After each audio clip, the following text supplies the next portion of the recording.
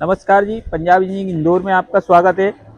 ये अपना 3 phase MS में बायोरो शिफ्टर है। इसमें आप मसाले वगैरह है, पाउडर फार्म है, और भी आप जैसी जाली लगाओगे वैसा माल निकल आएगा आपका।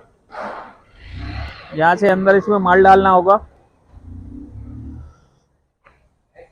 और यहाँ से इसका माल निकलेगा, फाइनल माल। और यहाँ से इसका ओवर साइज निकल जाएगा।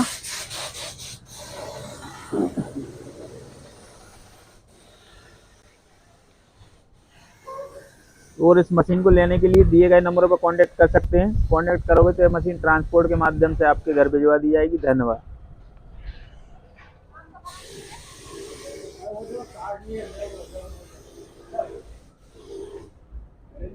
हाँ, रखो इधर। ये ना देख लो। हाँ, जो गलत है यार